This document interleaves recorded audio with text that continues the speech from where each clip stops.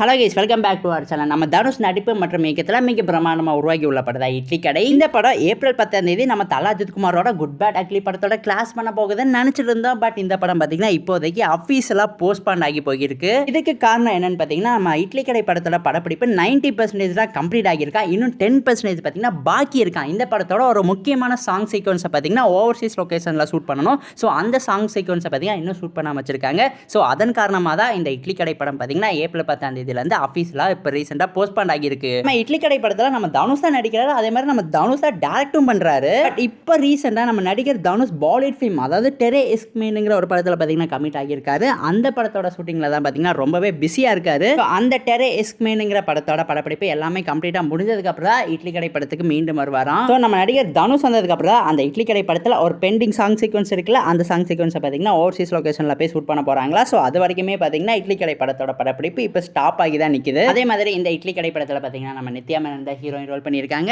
அதே மாதிரி அருண் விஜயும் பார்த்தீங்கன்னா இந்த படத்தில் முக்கியமான ரோல் பண்ணியிருக்காரு. எனக்கு தெரிஞ்சு அவர் தான் இந்த படத்தில் வில்லனாக வர போறாருன்னு நினைக்கிறேன். வெயிட் பண்ணி பார்ப்போம். அதே மாதிரி ரீசெண்டாக இந்த படத்தோட டிஜிட்டல் ரைட்ஸ், அதாவது ஓடிடி ரைட்ஸை யார் வாங்கியிருக்காங்கன்னு பார்த்தீங்கன்னா நம்ம எல்லாத்துக்குமே ஃபேவரட்டான நெட்ஃப்ளிக்ஸ் தான் வாங்கியிருக்காங்க. எவ்வளோ கோடி கொடுத்து வாங்கியிருக்காங்கன்னு பார்த்தீங்கன்னா கிட்டத்தட்ட 55 கோடிக்கு மேலே கொடுத்து வாங்கியிருக்காங்க. ஸோ ஒரு செம்ம ரெக்கார்ட் பிரைஸுக்கு தான் பார்த்தீங்கன்னா நெட்ஃப்ளிக்ஸ் இந்த படத்தை வாங்கியிருக்காங்க. சரி, இந்த படம் எப்போ வந்தாலும் பரவாயில்ல, வந்து ஒரு செம்ம சம்பவம் பண்ணா போதும். ஸோ கைஸ், இதோட இந்த வீடியோ பார்த்தீங்கன்னா ஆஃபீஸில் முடிவடைகிறது. இந்த வீடியோ பிடிச்சிருந்தா லைக் பண்ணுங்க, கமெண்ட் பண்ணுங்க, சப்ஸ்கிரைப் பண்ணுங்க. தேங்க்யூ ஃபார் வாட்சிங் guys. We will meet in our next video. அதே மாதிரி உங்க ஃப்ரெண்ட்ஸ் யாராவது சினிமாவில் வச்சிருந்தாங்கன்னா அவங்களுக்குமே நம்ம சேனலை மறக்காம ஷேர் பண்ணி விட்டு சப்ஸ்கிரைப் பண்ணி வச்சுக்க சொல்லிக்கோங்க.